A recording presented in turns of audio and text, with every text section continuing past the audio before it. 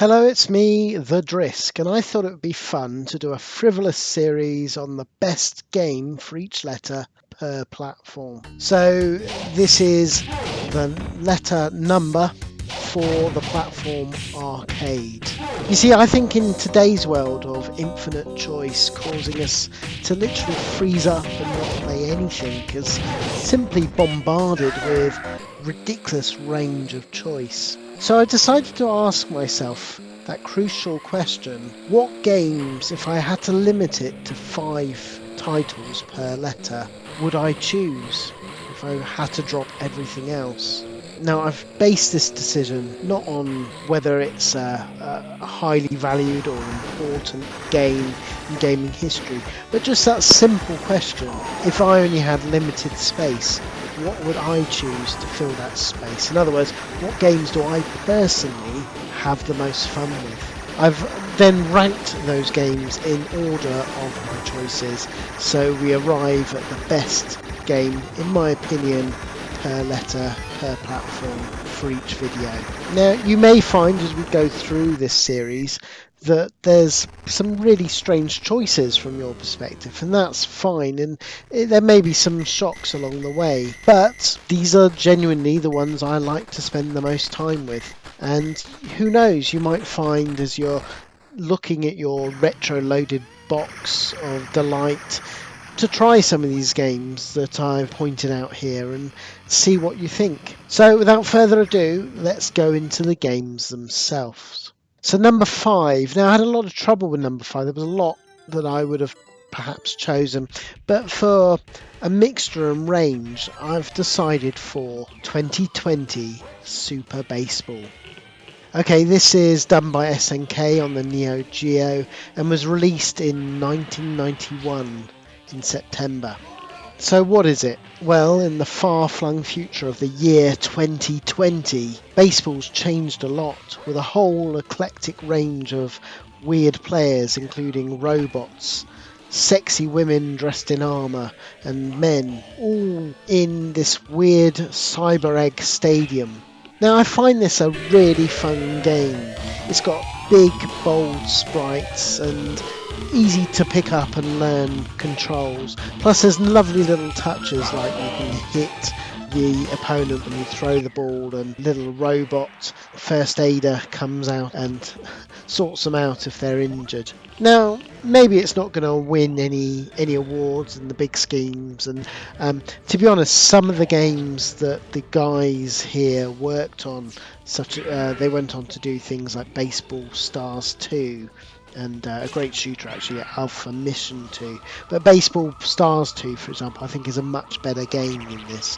But I do have fond memories. This was a title that had a lot of home ports on the consoles, and I've always been partial to arcade baseball games. I just find it's a fun game to play, and there's definitely a lot of fun here for you to give it a try. Okay, so now we look at number 4. And what have I chosen?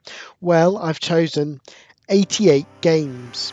This was released by Konami, and in Japan it's known as Hyper Sports Special, and it's the third in the Track and Field series. So first you had Track and Field, the classic we all know and love. Then there was the lesser known Hyper Sports, which had some good sequels on some of the home computers, and this is the third one, released obviously in '88.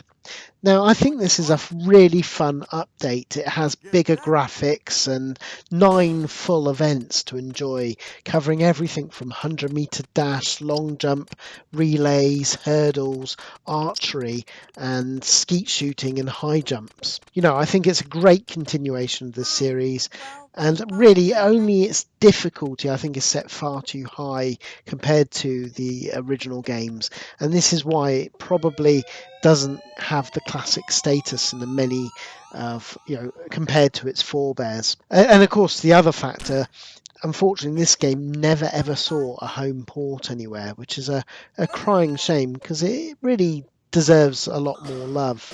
So if you love your Olympic themed games and you've got a sturdy arcade stick to bash those buttons. Thankfully there's no joystick waggling here. There's really a lot to enjoy, so give it a go, particularly with some mates and some beer. Okay, we come to number 3. So what have I chosen? Well, I've chosen the Capcom classic 1944, the Loop Master. Now this was released in 2000 and was the 5th and last arcade game in the 1942 series. Maybe the 6th game if you include the spin-off of Kai, 1943 Kai.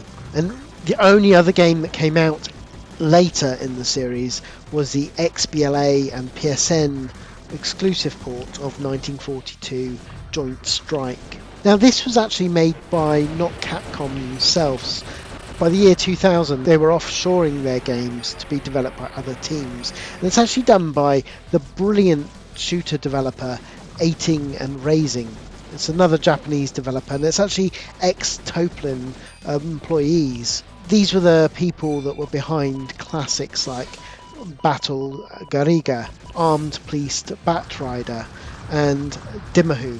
Real arcade shooting classics, and it's great to see them have a crack at such an important shooting series such as this. And what we have here is 15 levels of shooting mayhem, all set to a really thumping, rocking soundtrack. It also has great mechanics. There's a charge up bar where you can hold the fire button, and if it hits full charge you get temporary indestructibility. There's also thankfully a health bar on this, so you can take a few hits before you finally die. Overall I think it's a great update, and to be honest, on a different day I probably would have put this maybe a slot higher. I sort of my number 3 and number 2 slots I probably would go between them. As you can probably tell, I'm a huge fan of this game, and it's a real shame that no home ports exist of it, and Capcom have never ever released it in any one of their retro packs that I'm aware of. Still, it runs great on MAME, and if you're lucky enough to see it out in the wild, definitely give this game a go. Okay, so number 2, we have, maybe controversial, but 19XX, The War Against Destiny. Now this was released in 1996 by Capcom, and it's the 4th in the 1942 series. What you have here is 6 missions, with the last 2 being in 2 parts. The game steps away for the first time from the World War II setting, and it goes for a weird, more futuristic setting with varied levels for you to enjoy. This is another game in the series that it's a crying shame that there was no home ports of this. It never ever makes it to any of the retro Capcom classic collections. But this is a fun shooter and well worth tracking down, done by such luminaries as Toichiro Ikeda, who went on to do Devil May Cry games, and being a planner on the Legend of Zelda and Oracle and Season games that came out on the Game Boy Color. Sort of some of my favourite in the Zelda series, actually. Yeah, overall I think there's so much to love with this.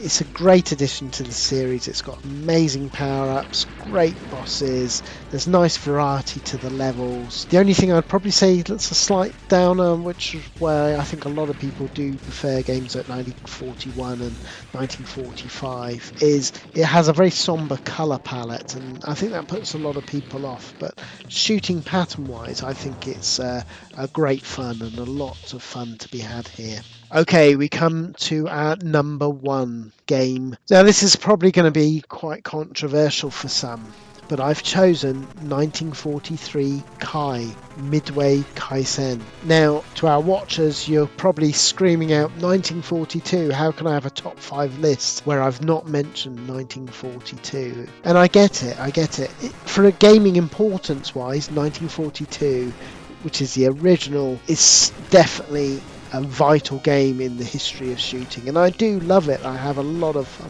with it, but I do think that the sequel, beats it in every way, and the subsequent sequels. They always took that original core fantastic game and improved upon it. So for me, it is 1943 Kai that I'm going with. Now, I've said the 1943 Kai, which is different to 1943, which was released in 1987. This came out the following year, 1988, and it's a slightly tweaked version of the game. They've improved a couple of the weapon balancing, they've improved the soundtrack, I think, quite a bit, and I think this is a really worthy update.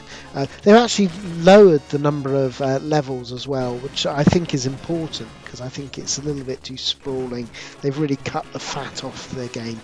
So for me, I think this makes it a better game. So I mean, overall, it's a fantastic shooter that they've made. They've taken everything about that 1942 original game, but they've added so much more variety with great enemy patterns. And it's a real shame that this slightly tweaked remastered version never makes it to any of the Capcom classic collections. You can get 1943 on the Xbox 360 and PS3 and multiple home ports, but this tweaked and improved version really only saw its way on the TurboGrafx as a home port. Outside of that, you've got to find it in the arcades. Again, thankfully, this is another that runs fine in MAME, and it's well worth giving it a go. So there you go. I hope you enjoyed my first look at the best game for a letter on a platform. This is numerical games, and of course this is on the platform of the arcade. Now, there's probably people screaming out of many games that didn't make it onto the list. I love them all in their own way. I mean, 18-wheeler's great. There's 720, which, to be honest, I've never got on with that skateboarding game. 64th Street, which is, I think, a substandard scrolling beat-em-up. I like the graphics. Of course, the rest of the 1942 series, I mean, there's been a lot of people screaming out that I've not mentioned 1945 Strike Force or 1941, but for me, I find 1941 a little bit too difficult, and 45, I just don't enjoy it. It's not one that I particularly gel with. Still, let me know in the comments what would be the 5 that you would choose for the numbered games. I'd love to hear your opinions and thoughts. Just keep it friendly. So hope you've enjoyed the video, and come and join me and my fellow hosts on our podcast. We have a free podcast called RGDS, the Retro Gaming Discussion Show, and we have a lot of fun discussing a whole variety of topics, and I think it makes a great listen. So until next time, keep it retro.